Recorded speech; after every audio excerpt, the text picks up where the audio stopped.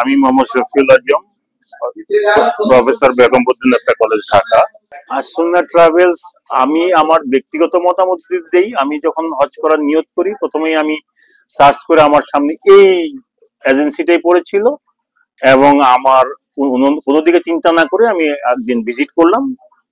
তাদের যে দায়িত্বশীল লোকজন আছেন, বিশেষ করে শফিক ভাই, সোহাগ, কথা বলে আমার খুবই ভালো লেগেছে। সাথে সাথে আমি ট্রেনিং গুলো করেছি এবং আমার কাছে মনে হয়েছে এটা খুবই একটা বিশ্বস্ত প্রতিষ্ঠান। হজ উমরার ক্ষেত্রে আমাদের দেশের জনগণ ইচ্ছা করলে তারা তারা পরীক্ষা করে নিতে পারে, তারা তাদের সাথে যোগাযোগ করে দেখতে পারে তাদের এটা কতটুকু নির্ভরযোগ্য প্রতিষ্ঠান।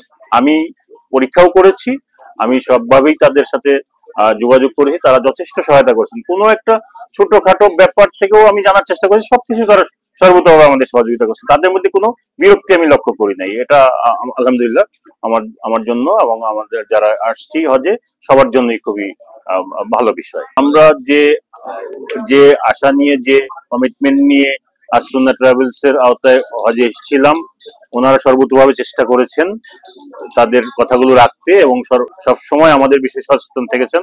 আমরাও চেষ্টা করেছি তাদের নেতৃত্বকে মেনে চলার জন্য। সত্যিকার অর্থে হজ মানুষের জীবনে একবারই হয়, আর এই হজটা যাতে সুষ্ঠু হয়, সুন্দর হয়, সেজন্য আমরাও নিজেরাও সচেষ্ট ছিলাম এবং আমাদের যে এজেন্সির মাধ্যমে আমরা এসেছি তারা সর্বতভাবে আমাদের সহযোগিতা করেছে। আরেকটা বিষয় খুবই ইম্পর্টেন্ট, আমাদের যে শায়েখ উপস্থিত ছিলেন, তারা প্রতিটা বিষয়ে এত সুন্দরভাবে, এত নিখুঁতভাবে আমাদেরকে গাইড করেছেন, সেটা বলাই বাহুল্য। মানে আনবিলিভেবল, আমরা চিন্তারও বাইরে যে ওনারা প্রতিটা পয়েন্টে নট অনলি হজের বিষয়ে বাট অলসো তারা আরো অন্যান্য বিষয়ে আমাদের ইসলাম, আমাদের নেতৃত্ব, আমাদের মুসলিম উম্মাহ, আমাদের সত্যিকার তাকওয়া অর্জন, সবকিছুর বিষয়ে একদম স্পিরিচুয়াল, ইন্টেলেকচুয়াল সব লেভেল থেকেই ওনারা আলোচনা করেছেন। আমরা সত্যি ভাগ্যবান, আমরা দেশের নামকরা 3জন শেখের তত্ত্বাবধানে ছিলাম। তার মধ্যে আমাদের সর্বজনাব মুফতি কাজী মোহাম্মদ ইব্রাহিম স্যার ছিলেন, আমাদের প্রফেসর মুক্তার আহমেদ স্যার ছিলেন এবং শাহ ওয়ালিউল্লাহ সাহেব ছিলেন।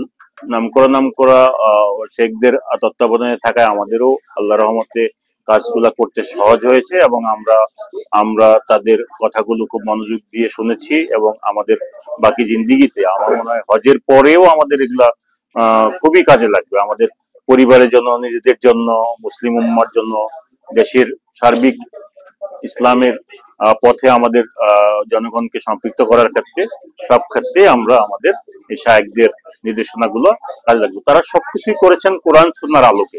কোরআন সুন্নাহর বাইরে আমাদের কোনো কিছুই করার নাই, যেহেতু আল কোরআন আমাদের কমপ্লিট কোড অফ লাইফ। আমরা যদি আল কোরআনকে ফলো করি এবং তার পরে আমরা আল হাদিসকে, রাসূল সাল্লাল্লাহু আলাইহি ওয়াসাল্লামের হাদিসগুলোকে ফলো করি, তাহলে আমরা আমাদের জীবনের কামিয়াব লাভ করতে পারবো সবাই ইনশাআল্লাহ।